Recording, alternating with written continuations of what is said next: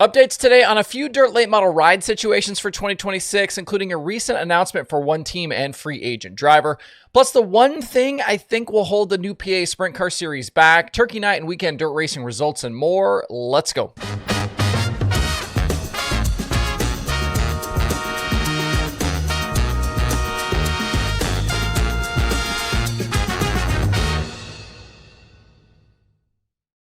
It's Sunday, November 30th. I'm Justin Fiedler. This is DIRTRACKR Daily presented by Kubota Genuine Parts. If you own Kubota equipment or you're thinking about buying some, the myKubota app is a must-have. It's your all-in-one command center for keeping your machines running at their best. With real-time machine status, maintenance reminders, and diagnostic alerts, you'll always know exactly what's going on with your equipment. The app helps you stay ahead of downtime with service tracking and lets you log and organize all your Kubota equipment in one place. Need a manual or maintenance schedule? They're right there in the app. No digging through papers or searching online. You can even look up fault codes, get step-by-step troubleshooting help, and watch how-to videos to keep your machine working smoothly.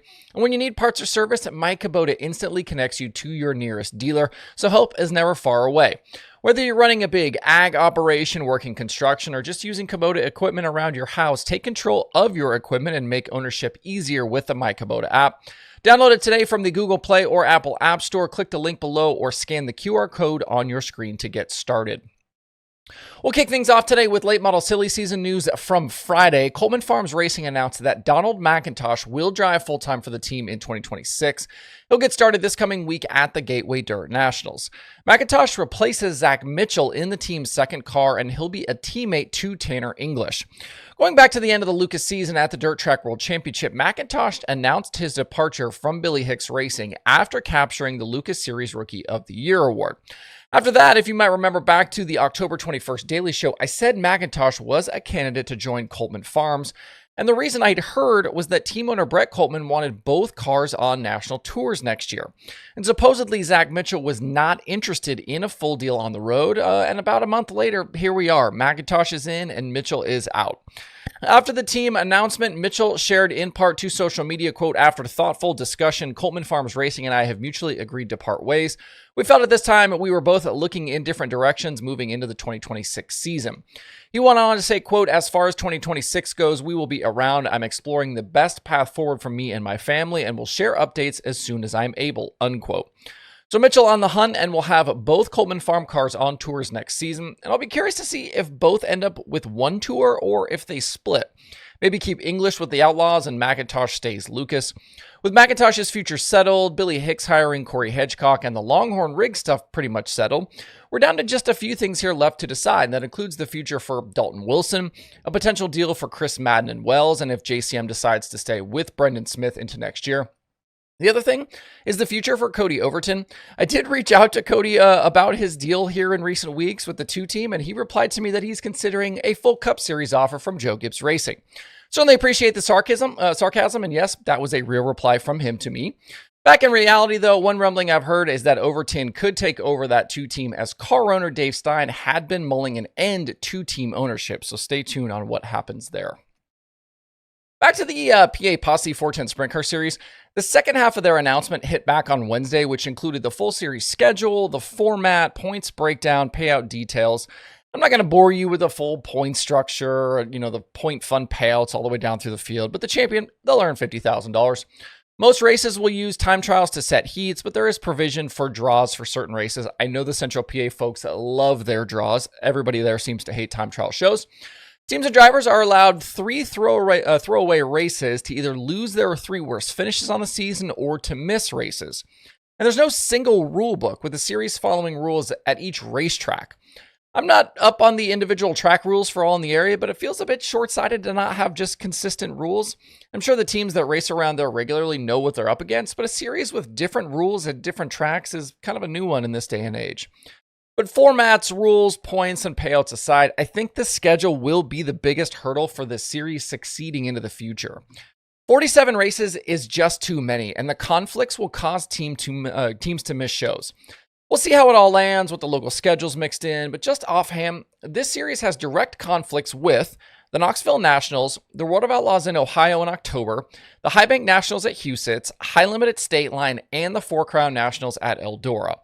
All potential races that could draw Posse drivers and have drawn them in the past. Knoxville alone will cost 2 of those 3 throwaways right off the top. And if you're curious, PA drivers that ran the Nationals in 2025 included Anthony Macri, Danny Dietrich, Chase Dietz, Brock Zierfoss, and Lucas Wolf.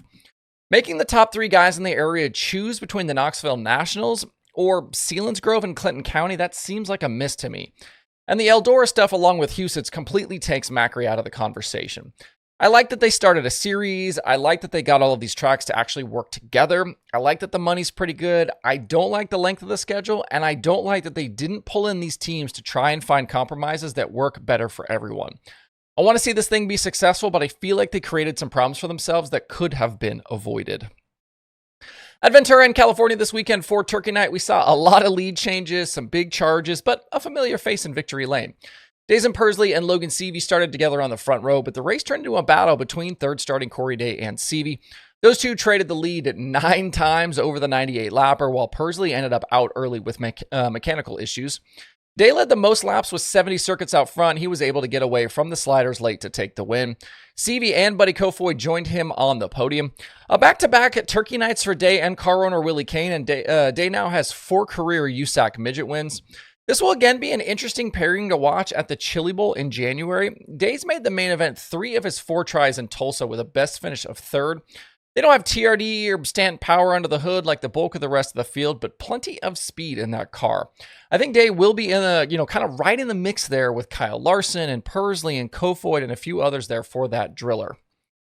It wasn't a spectacular night for Ken McIntosh. He had a flat tire and a 15th place finish, but it was more than enough to clinch his first ever USAC midget title. He beat Justin Grant by 44 points with Kevin Thomas Jr., Jacob Denny, and Cale Drake the rest of the points top 5.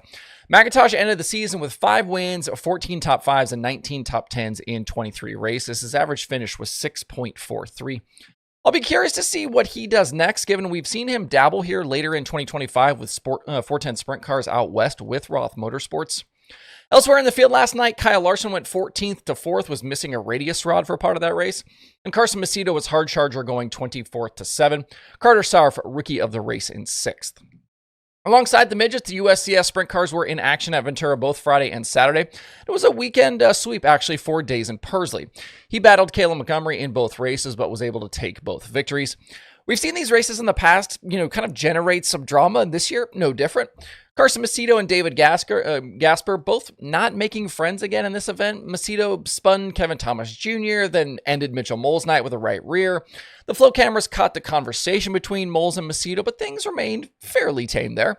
Not long after, though, Macedo himself was a victim of a bad slider from Gasper that ended his night. Looking ahead to the rest of the year, if you want sprint cars of any kind, Australia and New Zealand are your real only options.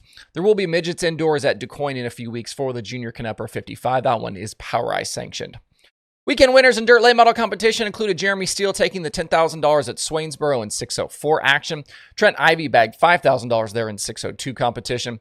At Duck River, Michael Page won the $7,500 gobbler over Dalton Cook and Cameron Marlar. Page with an earlier run-in with pole sitter Josh Rice that Dirt on Dirt and Zachary Washington have a very interesting photo of.